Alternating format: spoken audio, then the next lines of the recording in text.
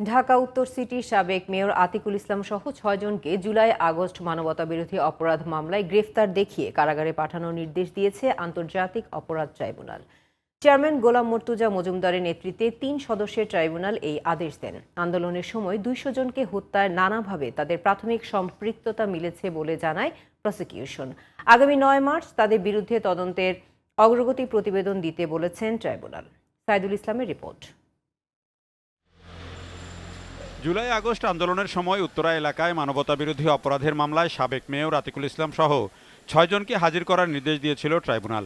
সোমবার সকাল ১০টার পরপরই ট্রাইব্যুনালে হাজির করা হয় উত্তরা পশ্চিম থানা আওয়ামী লীগের সভাপতি মনোয়ারুল ইসলাম চৌধুরী রবিন, উত্তরা পূর্ব থানা আওয়ামী লীগের শিক্ষা বিষয়ক সম্পাদক মোহাম্মদ শাহিনুর মিয়া, গাজীপুর মহানগর আওয়ামী লীগের সাংগঠনিক সম্পাদক আবদুল্লাহ আল মামুন মণ্ডল, উত্তরা ৬ নম্বর সেক্টর আওয়ামী লীগের সভাপতি বশিরউদ্দিন এবং মহানগর উত্তরের ১ নম্বর ওয়ার্ড যুবলীগের সভাপতি দেলোয়ার হোসেন রুবেলকে।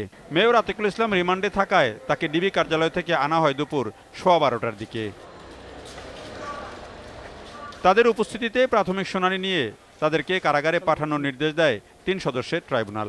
আমাদের কাছে প্রাথমিকভাবে অভিযোগ আছে যে ওই এলাকায় জুলাই আগস্ট বিপ্লবে নিরীহ নিরস্ত্র ২০০ জনের অধিক জনগণকে, ছাত্র জনতাকে হত্যা করা হয়েছে এবং এই ক্ষেত্রে এরা কেউ চিকিৎসায় বাধা দিয়েছে, কেউ হেলমেট বাহিনীকে অস্ত্র সরবরাহ করেছে এবং বিভিন্নভাবে এরা মানবতা বিরোধী অপরাধে কর্মকাণ্ডে সক্রিয়ভাবে অংশগ্রহণ করেছে, যার তথ্য প্রমাণ আমাদের ইনভেস্টিগেশন এজেন্সির কাছে আছে।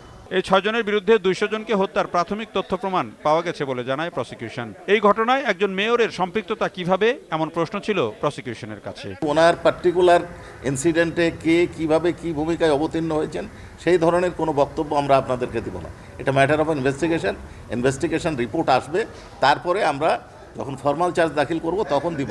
তবে এটুকু বলতে পারি, যারা এই ছাত্র যুবলীগ এই হত্যাকাণ্ডে সহায়তা করেছে পুলিশকে বা সহযোগিতাও দিয়েছে, তারা নেতৃত্ব দিয়েছে। এইটা আমরা সবাই দেখেছি, আমরা সবাই জানি। আগামী ৯ মার্চ এই মামলার তদন্তের অগ্রগতি প্রতিবেদন দিতে নির্দেশ দিয়েছে ট্রাইব্যুনাল। এদিকে আওয়ামী লীগ সরকারের সাবেক মন্ত্রী উপদেষ্টা সহ ১৪ জনের তদন্তের অগ্রগতি শুনানি হবে মঙ্গলবার। এদিন তাদেরকে হাজির করার কথা রয়েছে। Saidul Islam, GTV news, Dhaka.